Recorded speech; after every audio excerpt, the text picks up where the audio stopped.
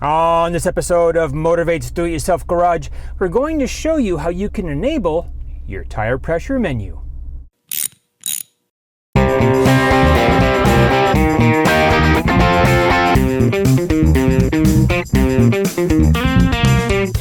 To enable the tire pressure menu on the G37, you must have navigation and a USB port, which I believe was added in 2010. All you need is a USB A-to-A cable and a USB memory stick. Now, this USB memory stick must be 4 or 8 gigabytes and formatted in FAT32. I've tested this on 3 different navigation units in my G37 and it worked every time with no issues. I've also been doing this on my car for about 3 months without any problems, so I believe it works well and it won't cause any problems. But just to be clear, I take no responsibility if this doesn't work for you and it messes up your navigation unit. If you decide to follow these instructions, you agree to take full responsibility for your actions. Okay, with that out of the way, the first thing we need to do is to create a special file on that USB stick, and we're going to do that right now. I want to thank Gareth Bryan for sharing his knowledge with me. He's the guy that did all this figuring to understand how we can get our navigation system into a USB debug mode to send down these reconfiguration commands. So, Gareth, thank you very much. I greatly appreciate it because this is going to allow us to do all kinds of neat stuff, as I'll show you in future videos. The next step allows us to get our navigation unit into a special USB diagnostic mode. To do that, we need a USB memory stick, and I have one right here. We'll plug it in, and the window opens. This is coming up as drive E. That's good. We're going to do a right click and come down to properties. There's 2 things we need to check for. First of all, the file system must be FAT32. If it's formatted for exFAT or NTFS, the navigation system won't recognize it and it won't work. And the other thing is, it needs to be 4 or 8 gigabytes. Here we can see we're 7.2, that's fine. This USB memory stick will work fine for us. We'll come down here and close the window. Now this special file really isn't anything special. It's kind of interesting actually. We're going to do a right click and say new, and we're going to do text document. We are going to rename this file to USB debug start dot IVANAX. Going to highlight the .txt, hit delete, and push enter. Windows is asking, do we want to change the extension? Yes, we do. Now, believe it or not, that's all we have to do. When the system boots up, it just needs to see a file that has this name. There doesn't even have to be anything inside the file. It's quite interesting. The name of the company that did the navigation on our navigation unit, it's a company called Xanavi. At least I think that's how you pronounce it. As we can see here, the company name is just spelt backwards here. Xanavi. That's all we need on this USB stick to get our system into a USB debug mode. From here, we can come down, we can eject it, and now we're going to go over to the car and I'll show you the next steps.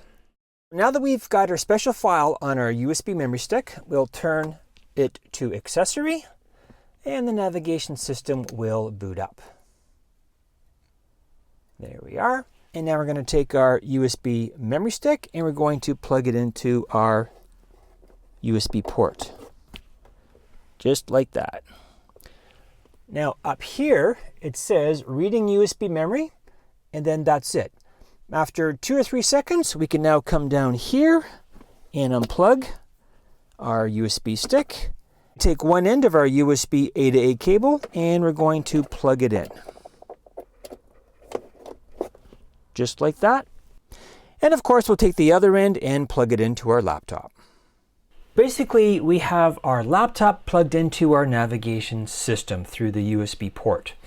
Now, this will work on Windows 10 and Windows 11. Unfortunately, Windows 7, there's a driver that needs to be loaded, and I didn't want to try to find it and get into those driver loading issues on USB because sometimes it can be challenging. But with Windows 10 and Windows 11, you plug it in and the USB device is recognized. And when I say USB device, I'm talking the navigation unit, so that's kind of cool. In order to communicate with our navigation unit, we need a serial type program. And a free one and a very good one is called PuTTY, and you can download that at putty.org. This is a program that's been around for many years. It's well trusted, it's very safe. I've never had a problem with it, no security issues. So this is the program we're going to use. Now, once you have it downloaded and installed, then we'll just start up PuTTY right here. I'll just bring this up over here. The first thing we are going to do is come down here to logging, and under session logging, we're going to say all session output. We will click on browse and desktop, and then come down here and click on save. What this will do for us, it will save all of the text coming in from the navigation unit and the text we send to it. The first thing we're going to do once we connect to it is to request its current configuration. And because we've got logging turned on, we save that automatically just in case we ever need it. Next thing we're going to do is come up here to session, and under connection type, we're going to pick serial. The speed we need is 9600, so that's good there, but we don't know which COM port to use. To find out, we just come down here and we go to Device Manager, and there it is right there. And this is a list of devices on our laptop. Under ports, we can see it says COM and LPT. We will expand that, and here we can see we just have one port, COM port 6. So then we'll bring PuTTY back, and we'll just type 6.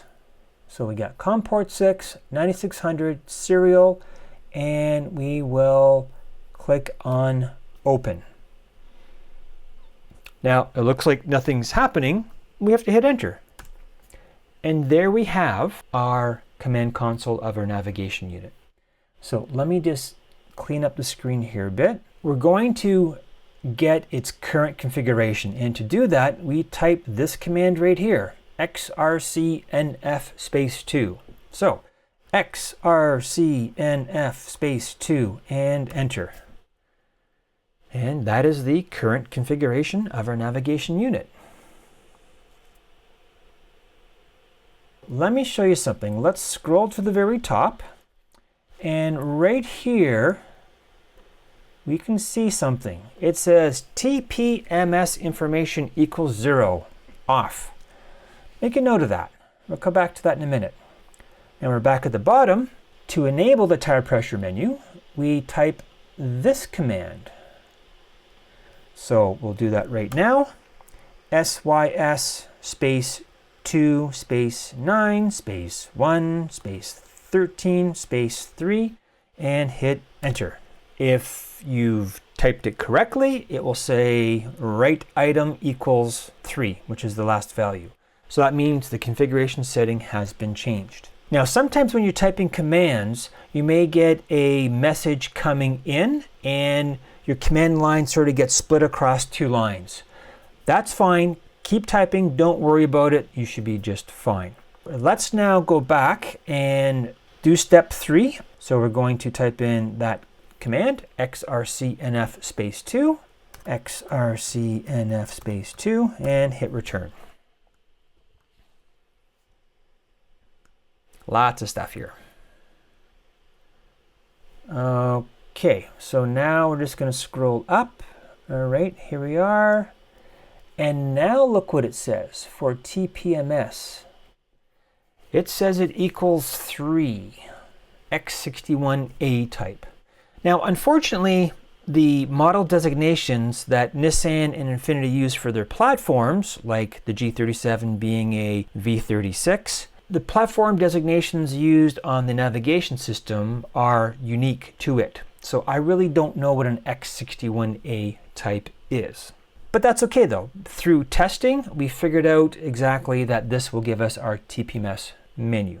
We've now reconfigured our navigation unit. We're going to turn it off. And now we're going to come down here and unplug our USB cable. All right, it's time for the moment of truth. We're going to power up our navigation system. And I'm going to come over here and touch Info. And we don't have the menu. Well, don't worry. That's because it has to be in the on position. And there we can see we now have the tire pressure menu. If we come down here to tire pressure and push enter, there is our list of tire pressures. Now we don't have anything right now because the car has to be moving before the tire pressure sensors wake up and start to broadcast their pressure and their ID. And looking at this list, it's really kind of weird. There's nothing that identifies anything, but through testing, it is kind of logical. So think about it if you get out of the driver's side and you walk around the car clockwise. So the very first tire you would see is the front left, and that's the very top one. Then the front right would be the next one, so second from the top. Rear right is third from the top, and rear left is the bottom one. So even though it's not labeled, that's how it is laid out. And I tell you, when you're driving your car and you run over something, you hear a funny noise, or you're just curious, to be able to pop to this menu and have a look at live tire pressures, it's really quite nice. All we need to do is just go for a bit of a drive.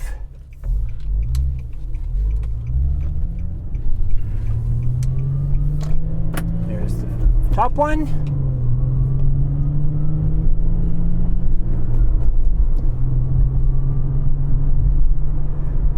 Oh, that's 3 out of 4. And now we've got all 4. One last thing to show. If we want to change the units, currently it's in PSI, but say for example we wanted something else. We'll come here and press enter, and here we have a choice between PSI and kilopascals. We'll move it to kilopascals, push enter, and now just touch back. And here we can see our pressures are now in kilopascals. Perfect. If we want to put them back, it's the same process. We'll just hit enter and enter again for PSI and push back, and everything's now back in PSI. All right then, let's wrap up this episode. We can now view live tire pressures, and I think this is an excellent safety item. We can use this to find out if we have a slow leak way before the TPMS light starts to flash. Anyways, that's all I got for now. Thanks for watching.